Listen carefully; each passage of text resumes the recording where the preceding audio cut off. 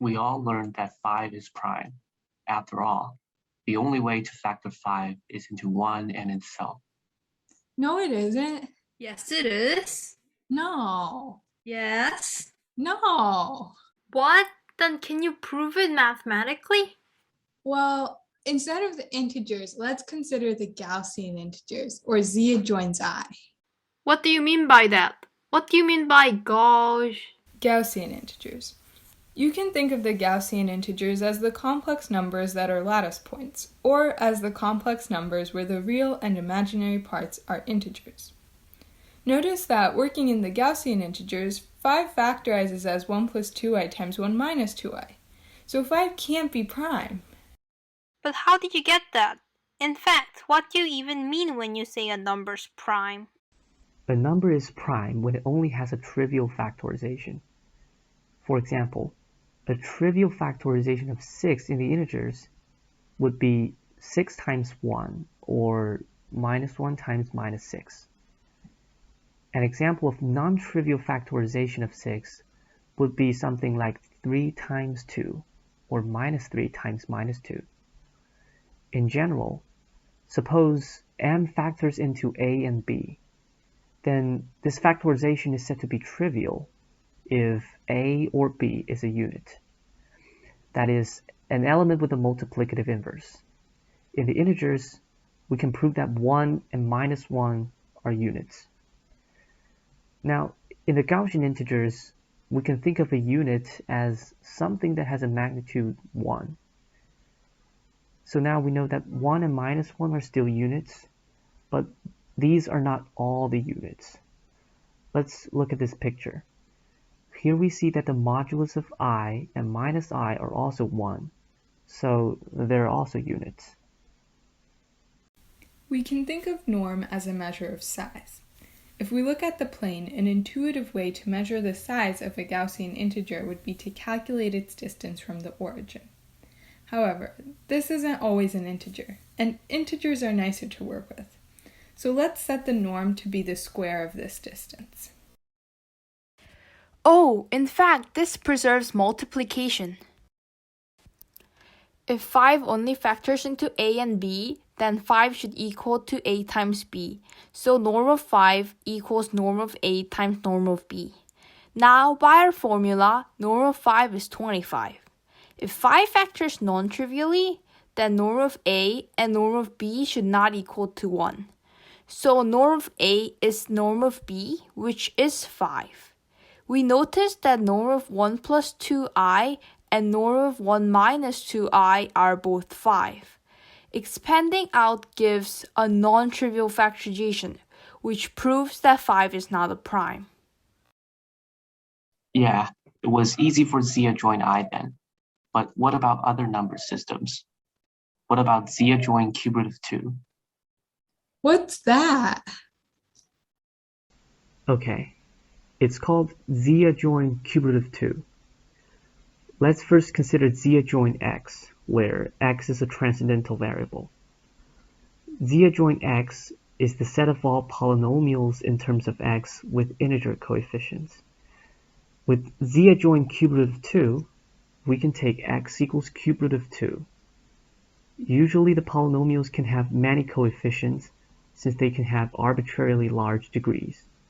However, this is not the case in z adjoin cube root of 2 because x cubed is an integer when x is equal to cube root of 2. So this means that any element in z adjoin cube root of 2 only has 3 coefficients and can be expressed in the form of a plus b times cube root of 2 plus c times cube root of 2 squared. Oh, so z adjoin cube root of 2 is the polynomials in terms of cube root of 2 rather than x. For instance, if we take this complicated polynomial in z adjoined x, to consider this polynomial in z adjoined cube root of 2, we set x equal to cube root of 2, and then this polynomial will reduce to 3 terms. We used the concept of norm to find that 5 isn't a prime in the Gaussian integers. Is there a similar norm here in z adjoin cube root of 2? Well, maybe we could extend the norm in the Gaussian integers to z adjoin cube root of 2. Let's take a deeper look into the norm in the Gaussian integers. Another way to view the norm in the Gaussian integers is to consider the area of the fundamental parallelogram spanned by a plus bi, or a comma b, and the 90 degrees rotation, that is I times a plus bi, or negative b comma a. To calculate the area of this parallelogram, we can compute the determinant from the two linearly independent vectors mentioned before, and this gives a squared plus b squared. Yes, the same norm we got before. We can let the norm of an element in z adjoined cube root of 2 be the volume of the figure spanned by the following vectors. To find the volume of the figure made from these vectors, we can once again use the determinant. The determinant of the matrix is always an integer, and thinking about the norm as the volume of the figure helps represent the size of the element, which satisfies our prior notion of norm. Calculating this determinant out gives us the formula of norm: a cubed plus 2b cubed plus 4c cubed minus 6abc. Recall that determinants are multiplicative, so this norm satisfies that helpful property as well. Let's see if 5 factors here. We see that if 5 is x times y, where norm of x not equal to 1 and norm of y not equal to 1, then since norm is multiplicative, norm of 5 is norm of x times norm of y. From our prior formula, norm of 5 is 5 cubed, which is 125. So 125 is norm of x times norm of y if 5 factors here. Since the determinant, which is the norm here, is always an integer, norm of x should be 5 or 25. Looking back to our formula for the norm, we can set a equal to 1 and c equal to 1 to find an x with the norm of 5.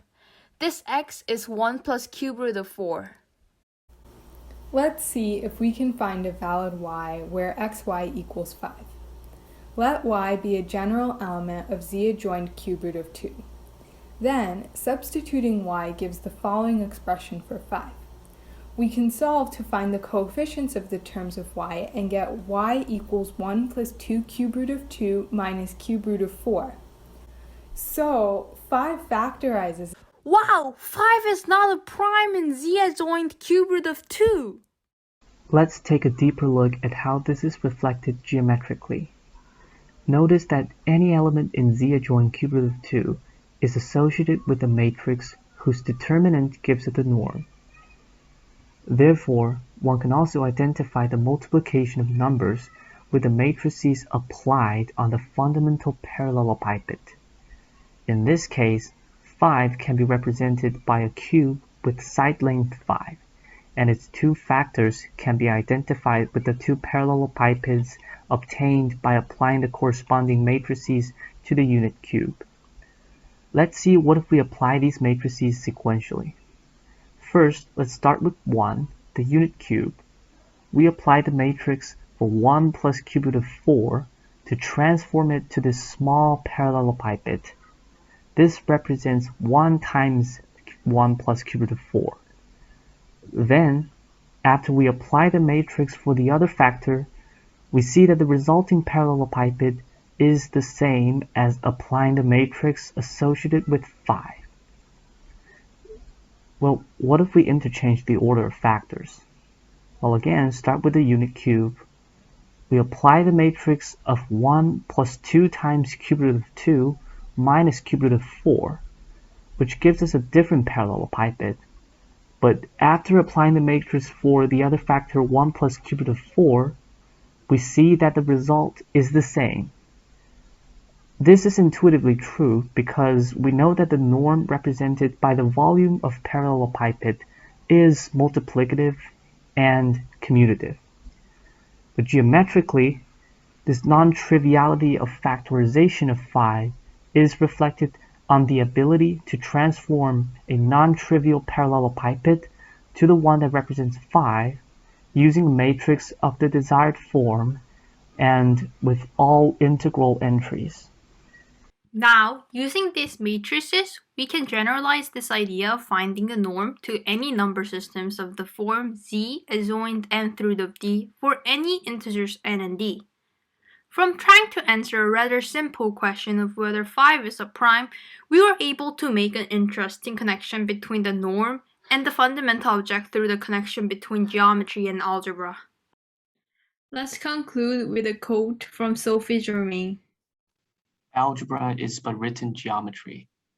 And geometry is but figured out algebra.